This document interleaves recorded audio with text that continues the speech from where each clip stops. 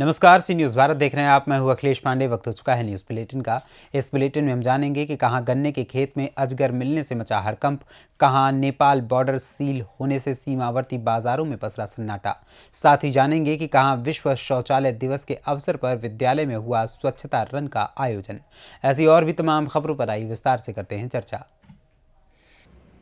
UP के बहेड़ी में गन्ने के खेत में 2 मीटर लंबा अजगर सांप मिलने से हड़कंप मच गया। दरअसल बहेड़ी थाना क्षेत्र के बास डांडी गांव निवासी ग्रामीणों के मुताबिक वो खेत पर गन्ना छीलने गए थे कि अचानक 2 मीटर लंबा अजगर सांप देखते ही उनके होश उड़ गए। सांप देखे जाने की चर्चा तेजी से गाँव में फैली, जिसके बाद कुछ ग्रामीणों ने अजगर सांप को रस्सी से बांधकर वन विभाग को सूचना दे दी, जिस पर आनन फानन में वन विभाग की टीम मौके पर पहुंची और सांप को अपने कब्जे में ले लिया। नाम है आपका? और मेरा नाम नोनीराम मौर्य है जी बासा डांडी में ये खेत में मैं गन्ना काट रहा था। पहले पत्ती भी काटी थी, उस पर भी दिखा रहा था। अच्छा, तब भी हम रोकते रहे इसे। अब ये गन्ना काट रहे हैं, उसमें जब निकला है तो हम इसको थोड़ा सा निकाल के जब लाए हैं इसे। तो किसी तरह का कोई नुकसान तो नहीं हुआ? कोई नुकसान नहीं हुआ। अच्छा, इस क्षेत्र में लगातार जो जंगली जानवर दिख रहे हैं, पहले तेंदुआ दिखाई दिया था, अजगर। जी हाँ। तो क्या कहेंगे इस पर? कितना इनसे खतरा है? इनसे बहुत खतरा है हमें, और हम ये सोच रहे हैं ज़्यादा इसे पकड़ने की कोशिश की जाए, और बहुत ज़्यादा हम लोगों को ज़्यादा खतरा नजर आ रहा है इससे। बरेली से सी न्यूज़ संवाददाता अब्दुल वाजिद की रिपोर्ट। मुजफ्फरपुर जिला के बंदरा प्रखंड से खबर सामने आई, जहां पर परियोजना प्रबंधक अनीशा गांगुली के मार्गदर्शन पर जीविका के प्रखंड परियोजना प्रबंधक राकेश कुमार की पहल पर संसार जीविका महिला सकुल संघ रामदयालपुर के तत्वावधान में आजादी के अमृत महोत्सव के अवसर पर पोषण वाटिका का आयोजन किया गया। इस मौके पर जीविका के प्रखंड परियोजना प्रबंधक राकेश कुमार ने बताया कि पोषण वाटिका का उद्देश्य लोगों को कुपोषण दूर करने के लिए जागरूक करना है। इसीलिए इसमें कृषि और पोषण वाटिका के माध्यम से कृषि से जुड़े जीविका दीदियों को शामिल करके ग्रामीण क्षेत्रों में पोषण जागरूकता और परिवर्तन को बढ़ावा देना भी शामिल है। उन्होंने कहा कि इस पहल से क्षेत्र की महिलाएं भी सशक्त होंगी। उद्देश्य पोषण वाटिका है हमारा।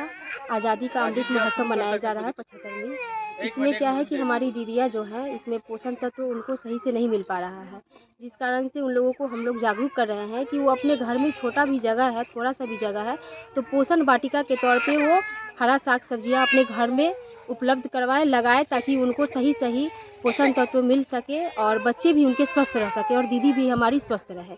यही हमारा मतलब मेन मकसद है कि हमारी दीदियाँ स्वस्थ रहें। कहाँ पे कार्यक्रम आयोजित किया? ये कार्यक्रम हमारा रामपुर दयाल में मछहा टोला है, जगदम्बा वीओ, और ये आयोजक हमारा संसार CLF कर रहे हैं हमारे। क्या परिचय हुआ आपका? मेरा नाम प्रीति कुमारी हुआ और सामुदायिक संगठन है।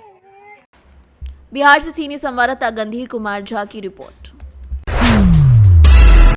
20 नवंबर को नेपाल में प्रतिनिधि सभा और प्रदेश प्रतिनिधि सभा सदस्यों की चुनाव को लेकर इंडो नेपाल बॉर्डर सील कर दिया गया है। नेपाल की APF जवान और भारतीय क्षेत्र में SSB के जवानों ने गश्त तेज कर दी है। पैदल यात्रियों को भी इधर से उधर जाने पर रोक लगा दी गई है। बॉर्डर सील होने से सीमावर्ती क्षेत्र में बाजारों में सन्नाटा पसरा हुआ है। बाजारों में ग्राहकों की चहलकदमी नहीं रहने से दुकानदार हाथ पर हाथ धरे बैठे हैं।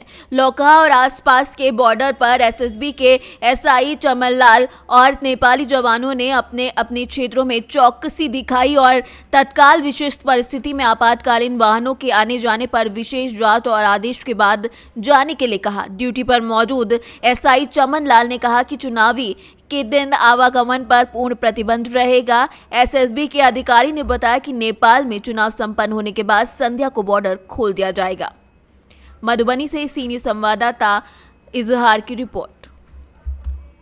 बॉर्डर पे आपकी दुकान है, तो चूंकि कल संसदीय चुनाव होना है नेपाल में, तो मार्केट की क्या स्थिति है सर? बहुत दयनीय। कस्टमर का आना जाना बिल्कुल, तो फिर बिल्कुल मंदा चल रहा होगा दुकान। खोलते हैं सामने बंद, बस खोलना और बंद करना। तो पता चला सर 2 दिन पहले ही सील कर दिया गया, इसके बारे में क्या कहेंगे? 2-3 दिन पहले ही सील कर दिया गया बॉर्डर को। 17 तारीख से बंद। 17 तारीख से बंद है। ये आज 4-3 दिन से आपका बॉर्डर सील है, चूंकि नेपाल में तो आम चुनाव हो रहा है, संसदीय चुनाव हो रहा है। बिल्कुल। आपके बिजनेस पे क्या इफेक्ट पड़ रहा है? अभी ऐसा हालत हो गया है कि बॉर्डर का आवागमन कुछ नहीं है, जिस कारण से हम लोग अभी बहुनी तक नहीं कर पाए। इंडिया का कस्टमर जो आया सो आया, नेपाल के भरोसे हम लोग हैं, तो कस्टमर अभी नहीं आ पा रहा है, जिससे कि हम लोग दुकानदारी करने में बहुत दिक्कत हो रहा है। उम्मीद करते हैं कि सोमवार से दुकानदारी हम लोग का अच्छा हो नहीं, चूंकि सर पता चला है कि 3 दिन पहले ही बॉर्डर सील कर दिया गया है, चुनाव तो कल है, फिर इस पे क्या कहेंगे? जी, एक चीज़ मैं यहाँ पे अखबार में भी आप लोग के थ्रू भी देखा था कि चुनाव पेपर में दिया हुआ था कि आवागमन बंद होगी 2 दिन बाद, बट 2 दिन पहले चुनाव से, लेकिन यहाँ पे 3-4 दिन पहले से ही एसएसबी द्वारा और नेपाल पुलिस द्वारा ना कस्टमर लोग को आने जाने नहीं दिया जा रहा था। इससे बहुत दिक्कत भी हुआ हम लोग का मार्केट हटिया वाला मार्केट है, हटिया का भी दिक्कत हो गया काफ़ी। यही सब दिक्कत है हम लोग। क्या नाम है सर आपका? मेरा नाम साकेत गुप्ता है। Okay, thank you. लाखा का नो मैंस लैंड से थोड़ा हटा हुआ भारतीय क्षेत्र में है। तो कल जो नेपाल में जो आम चुनाव होने वाला है, संसदीय चुनाव, उसको लेकर के अभी बॉर्डर सील है। आपकी बिजनेस व्यापार कैसा चल रहा है? बहुत मंदा चल रहा है। 2-4 दिन पहले ही सील कर दिया है। आवागमन पूरा बंद है, बिजनेस पूरे चौपट हो चुका है। कहीं से कोई आमदनी नहीं? कोई आमदनी नहीं है, कोई आदमी यहाँ आवागमन नहीं है तो कहाँ से होगा? मतलब सुबह दुकान खोलना, शाम में बंद कर देना, एकदम पूरा सन्नाटा है। कितने दिन पहले सील कर दिया गया बॉर्डर? 4 दिन पहले से ही, गुरुवार से ही सील है। नहीं, चुनाव तो कल है फिर। हाँ, 4 दिन से पहले से ही लोग सील कर दिए हैं लोग। तो सील कर दिए हैं कोई नियमानुसार से ना। अब तो कानून इनसे कौन बात करेगा भाई? क्या नाम आपका? अनिल कुमार। हाँ सर, क्या नाम है आपका? मेरा नाम उमा शंकर प्रसाद। सर, आप लोखा बॉर्डर पे बिल्कुल नो मैंस लैंड पे है, उधर नेपाल बॉर्डर, इधर इंडिया के बॉर्डर पे, बीच बॉर्डर पे आपकी दुकान है। तो चूँकि कल संसदीय चुनाव होना है नेपाल में, तो मार्केट की क्या स्थिति है सर? बहुत दयनीय। दयनीय। कस्टमर का आना जाना बंद है। बिल्कुल। तो फिर बिल्कुल मंदा चल रहा होगा दुकान? खोलते हैं शाम में, बंद। बस खोलना और बंद करना। तो पता चला सर 2 दिन पहले ही सील कर दिया गया, इसके बारे में क्या कहेंगे? 2-3 दिन पहले ही सील कर दिया गया बॉर्डर को। 17 तारीख से बंद। 17 तारीख से बंद है। ये आज 4-3 दिन से आपका बॉर्डर सील है, चूंकि नेपाल में तो आम चुनाव हो रहा है, संसदीय चुनाव हो रहा है। बिल्कुल। आपके बिजनेस पे क्या इफेक्ट पड़ रहा है? अभी ऐसा हालत हो गया है कि बॉर्डर का आवागमन कुछ नहीं है, जिस कारण से हम लोग अभी बहुनी तक नहीं कर पाए। इंडिया का कस्टमर। मधुबनी से सीनियर संवाददाता इजहार की रिपोर्ट। प्रखंड के कार्मेग उत्तरी पंचायत के लोखा बाजार स्थित प्रति टोल पर फुलपसरा में एसडीएम अभिषेक कुमार ने कर्मियों के द्वारा कैंप लगाकर वंचित राशन कार्ड धारियों से आवेदन प्राप्त कर जांच के बाद राशन कार्ड निर्गत किया जा रहा है। कैंप में मौजूद एसडीएम अभिषेक कुमार के पूछने पर यह भी उन्होंने बताया कि तकरीबन 150 आवेदन आय प्रमाण पत्र के साथ प्राप्त हुए, जिसमें तत्काल 60 आवेदनों को जनप्रतिनिधियों से सलाह मशवरा कर स्थल निरीक्षण कर वंचित कार्डधारियों का आवेदन वेरीफाई कर लिया गया। शेष बचे आवेदनों को कर्मियों से वेरीफाई करवा कर कार्ड निर्गत या फिर निर्गत कराया जाएगा। उन्होंने कहा कि बीते दिनों अनुमंडल में अनुश्रवण समिति की बैठक हुई थी, जिसमें कार्मेग उत्तरी पंचायत में बड़ी संख्या में सरकारी राशन से वंचित लोगों की समस्या उठाई गई थी। उसी के मद्देनजर ये कैंप लगाया गया। मधुबनी से सीनियर संवाददाता इजहार की रिपोर्ट। अनुश्रवण समिति की जो हमारी लास्ट टाइम अनुमंडल में बैठक हुई, उसमें यहाँ के कुछ जनप्रतिनिधियों ने बताया, स्पेशली मीरा जी ने बताया कि यहाँ पे कुछ लोग ऐसे हैं जो कि वाकई नीडी हैं, उनको राशन कार्ड की आवश्यकता है और काफ़ी समय से उनको राशन का लाभ नहीं मिल रहा है। ऐसे में इसी वजह से आज यहाँ कैंप का व्यवस्था किया गया कि लोगों का जो आवेदन है उन सबको हाथों हाथ वेरीफाई करके और इनका राशन कार्ड त्वरित रूप में इनको दिलाया जा सके। ऐसे में अभी करीब 60 आवेदन जो है वेरीफाई कर लिए गए हैं। बाकी सारे आवेदन भी आ रहे हैं जो कि शाम तक हम लोग उसको वेरीफाई करके और राशन कार्ड बनने के प्रोसेस में लगा देंगे, ताकि त्वरित रूप से इनको राशन कार्ड अवेलेबल हो सके। अभी तक कितना राशन कार्ड अभी करीब 60 आवेदन जो है हमने वेरीफाई कर लिए हैं। बाकी अभी 100 आवेदन और अभी बाकी हैं जो वेरीफाई करने हैं। सर, इससे पहले तो आज तक तो कोई पदाधिकारी इस तरीके से कैंप लगाकर इस तरीके से लोग के जनहित में काम करने का फैसला तो नहीं लिया, लेकिन आज आपके द्वारा क्या कुछ तो सोचा होगा सर इस चीज़ के, क्योंकि पब्लिक के घर में जाने से कैंपिंग करने से एक तो फ़ायदा ये है कि पब्लिक के साथ आपका इंटरेक्शन होता है, प्रशासन पे लोगों का थोड़ा भरोसा बढ़ता है। और कुछ ऐसी बातें हैं, जैसे मान लीजिए अगर यहाँ लोगों ने वाकई आवेदन जैसे कर रखा है या लोगों के पास सरकार की योजनाओं जो हैं उनका अगर लाभ उनको नहीं मिल रहा है, तो ऐसे कैंप करा के हम लोग इस योजनाओं को त्वरित रूप में इन तक पहुँचा सकते हैं। कैंप लगाने से एक फ़ायदा ये है कि जो इनका वेरिफिकेशन वाला पार्ट है ठीक है, वो आज यहाँ हाथों हाथ हो जा रहा है। बहुत बार अगर लोगों को जागरूकता नहीं होती है, लोग किसी तरीके के एजेंट्स वगैरह के चक्कर में आ जाते हैं। किसी ने कहा आप मुझे इतना पैसे दो, मैं आपका राशन कार्ड बनवा देता हूँ। तो ऐसे में कैंप लगाकर अगर इस तरीके से राशन कार्ड या कुछ दूसरी जो सरकार की जो योजनाएं हैं उसका अगर निष्पादन किया जाता है तो लोगों में एक अवेयरनेस भी आती है कि अभी जैसे हम लोग राशन कार्ड का डिस्पोज कर रहे हैं तो राशन कार्ड बनाने में कोई आपको पैसा नहीं लगता। तो इस तरीके के कैंप से एक जागरूकता भी लोगों के बीच आती है कि राशन कार्ड बनाने के लिए अगर कोई आदमी अगर आपको ऐसा प्रलोभन देता है तो उनसे आपको बचना चाहिए। सर, ये पंचायत स्तरीय है क्या कार्यमुक्ति के पूरे पंचायत लेवल का? ये पूरे पंचायत से जितना, जैसा पंचायत क्या मतलब फुटाना ब्लॉक में हाथों हाथ सर के द्वारा जो दिया जा रहा है, सर हाथों हाथ जो दिया जा रहा है, ये राशन कार्ड इशू किया जा रहा है, तो वेरीफाई किस ढंग से किया जा रहा है सर? आवेदन से या स्थल निरीक्षण करने के बाद? वेरिफिकेशन के लिए ऐसा है कि आवेदन है इनका, ठीक है, उनमें जो आधार कार्ड लगा है वो पार्ट है। साथ ही यहाँ जो लोकल स्तर के जो लोग हैं, मुखिया हैं, आपको यहाँ वार्ड मेंबर हैं, जो लोगों को जान रहे हैं। मधुबनी से सी न्यूज संवाददाता इजहार की रिपोर्ट। अकलेरा क्षेत्र के ग्राम पंचायत गेहूं खेड़ी के राजकीय उच्च माध्यमिक विद्यालय में शनिवार को विश्व शौचालय दिवस के अवसर पर स्वच्छता रन का आयोजन सरपंच राम सिंह चौहान के नेतृत्व में आयोजित किया गया, जिसमें स्वच्छ भारत मिशन के अंतर्गत स्वच्छता रैली निकाली गई। इस दौरान सरपंच राम सिंह चौहान ने छात्रों को स्वच्छता के प्रति जागरूक किया। राजस्थान से सीनियर संवाददाता भगवान सिंह की रिपोर्ट। आज हम बात कर रहे हैं सोनकक्ष तहसील की, जहां के भौरास कन्या उच्चतर माध्यमिक विद्यालय और बालक उच्चतर माध्यमिक विद्यालय भवरासा की बैठक कन्या संकुल में संपन्न हुई। बैठक का शुभारंभ विकास खंड स्रोत केंद्र समन्वयक पुरुषोत्तम सिंह सिसोदिया और संकुल प्रभारी प्राचार्य मोहिनी निर्मल ने मां सरस्वती के चित्र पर माल्यार्पण कर किया। डीआर मुकेश गोयल एवं चंद्रशेखर राव ने राष्ट्रीय उपलब्धि सर्वे के बारे में विस्तार से चर्चा की। बीआरसी सिसोदिया ने शासन की महती योजनाओं पर मूल रूप से प्रकाश डालते हुए शिक्षा में गुणवत्ता लाने पर जोर दिया। कार्यक्रम में जन शिक्षक ज्योति वाडेकर सहित दर्जनों लोग उपस्थित रहे। देवास से सी न्यूज संवाददाता साजिद पठान की रिपोर्ट। खबर गोंडा जिले से है, जहां एक ओर सूबे के मुख्यमंत्री योगी आदित्यनाथ के द्वारा प्रदेश में बेहतर स्वास्थ्य सुविधाएं मुहैया कराने को लेकर बड़े बड़े दावे किए जा रहे हैं, लेकिन मुख्यमंत्री के दावे सरकारी कर्मचारियों की लापरवाही तथा भ्रष्टाचार के चलते पूरी तरह फेल होते नजर आ रहे हैं, जिसका जीता जागता उदाहरण गोंडा जिले का जिला महिला अस्पताल है, जहाँ मरीजों को न ही बेहतर स्वास्थ्य सुविधाएं मिल रही है और न ही अस्पताल के वार्डों में साफ सफाई का पूरी तरह ख्याल रखा जाता है, जिसकी लगातार शिकायत मिलने पर मंडल के अपर निदेशक स्वास्थ्य डॉक्टर अनिल मिश्रा ने देर रात गोंडा के जिला महिला अस्पताल का निरीक्षण किया। निरीक्षण के दौरान उन्हें मरीजों से पैसे लेने की शिकायत मिली, साथ ही बाहर से दवाएं लिखने का मामला भी संज्ञान में आया। यही नहीं, निरीक्षण के दौरान उन्होंने वार्ड में भयंकर गंदगी देखकर कड़ी नाराजगी जाहिर की। साथ ही मरीजों के साथ किए जा रहे खिलवाड़ पर अस्पताल के सीएमएस को कड़ी फटकार भी लगाई। अपर निदेशक स्वास्थ्य ने कहा कि अधिकारियों तथा कर्मचारियों की लापरवाही के चलते मुख्यमंत्री योगी आदित्यनाथ की मंशा के अनुरूप कार्य नहीं हो पा रहा है, जिसको लेकर उन्होंने संबंधित के खिलाफ कार्यवाही के निर्देश दिए। साथ ही शासन को पत्र लिखकर जल्द से जल्द कार्यवाही करने के निर्देश भी जारी किए। सर, ये बताइए कि आज आपने देर रात जिला महिला अस्पताल का निरीक्षण किया है और निरीक्षण के दौरान कुछ कमियां भी मिली हैं, तो सर उस पर क्या कार्रवाई होगी?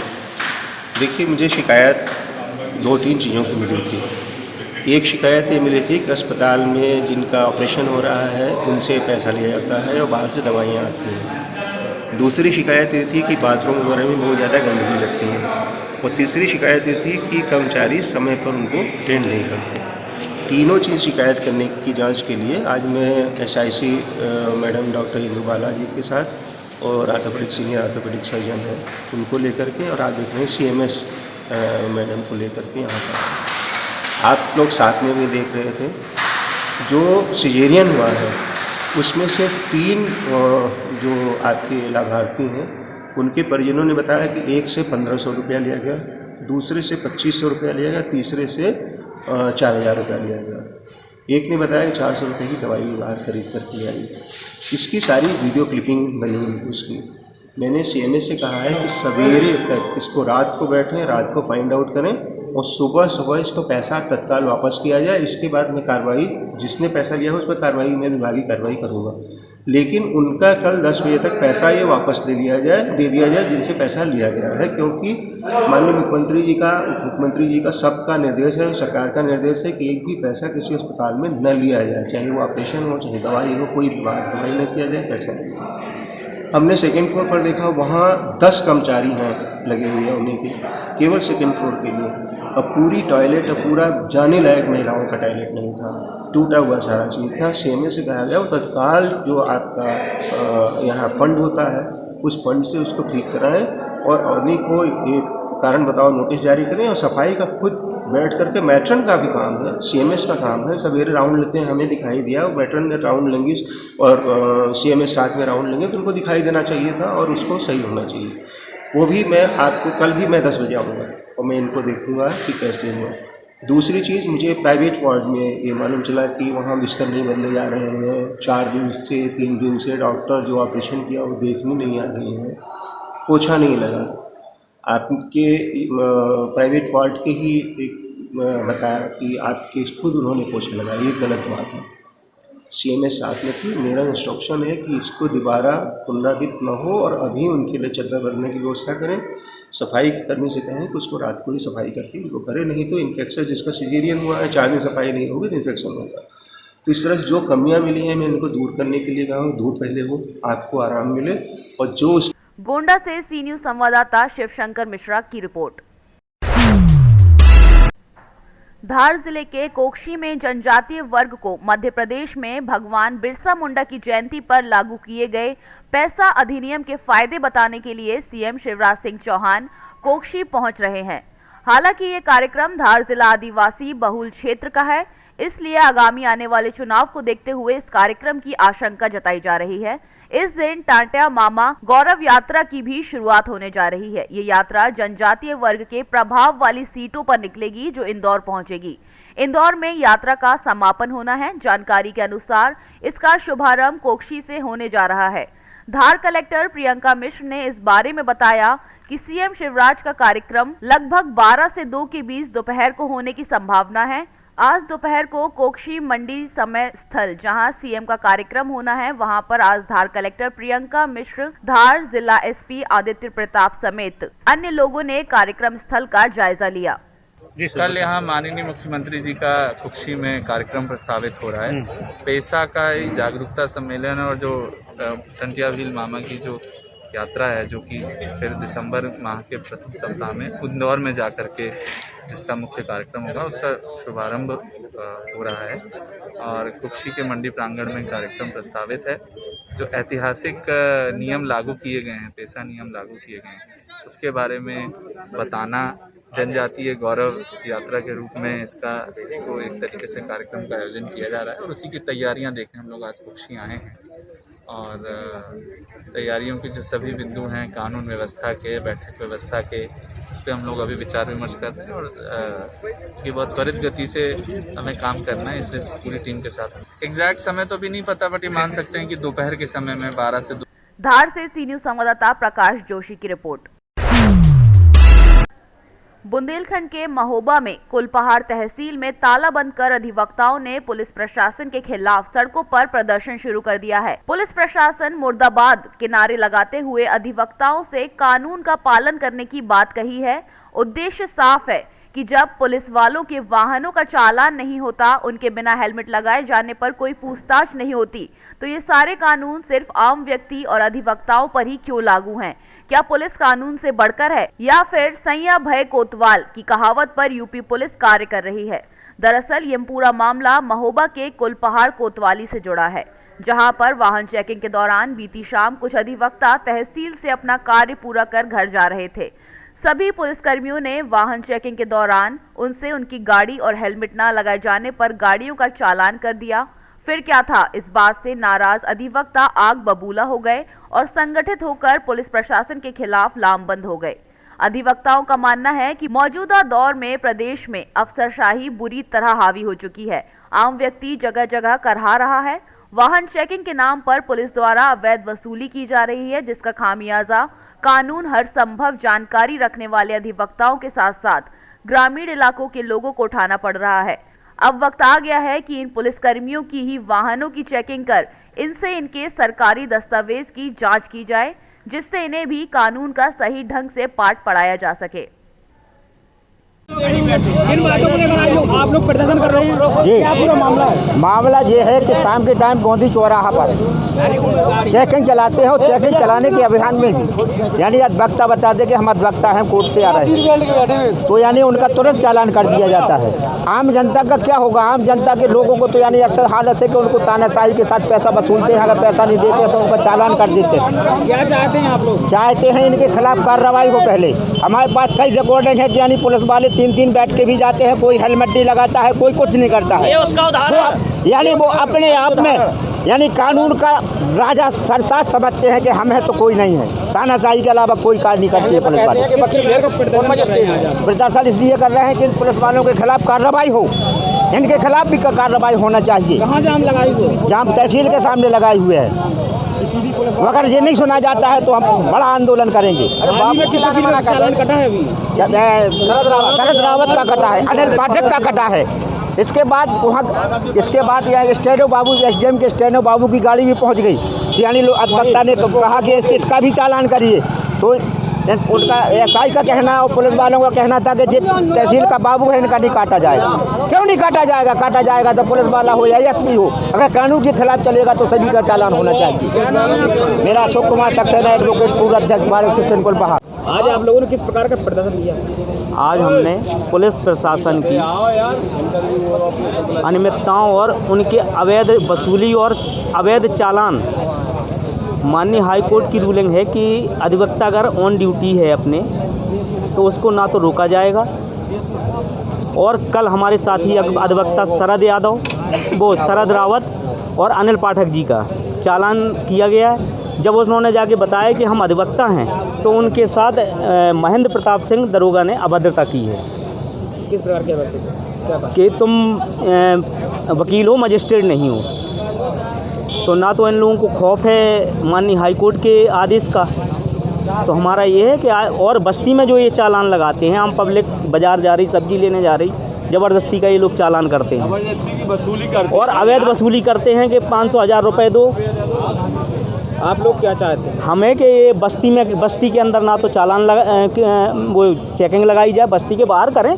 जो होता है कि बस्ती के अंदर थोड़ी करेंगे कि आम पब्लिक परेशान हो रही है। सुंगरा निकास करें, कुलपहाड़ के बाहर करें, कोई दिक्कत नहीं है हमें, ठीक है। और अधिवक्ताओं के सम्मान का ध्यान रखें, हमारा यही कहना है। क्या नाम है आपका? देवेंद्र कुमार शुक्ला, मैं महामंत्री हूँ बार का।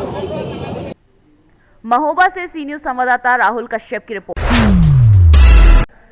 सिद्धार्थनगर जिला पुलिस अधीक्षक अमित कुमार आनंद के आदेश पर अपराध एवं अपराधियों के विरुद्ध चलाए जा रहे अभियान के क्रम में व राष्ट्र नेपाल आगामी चुनाव में शांति व्यवस्था के दृष्टिगत अपर पुलिस अधीक्षक सिद्धार्थ व क्षेत्राधिकारी सदर अखिलेश वर्मा के कुशल पर्यवेक्षण में थाना प्रभारी मोतीलाल यादव, कपिल वस्तु व एसएसबी की संयुक्त टीम द्वारा रात्रि बॉर्डर चेकिंग के दौरान एक व्यक्ति को 105 ग्राम कोकीन के साथ अलीगढ़वा चेक पोस्ट के पास से गिरफ्तार किया गया।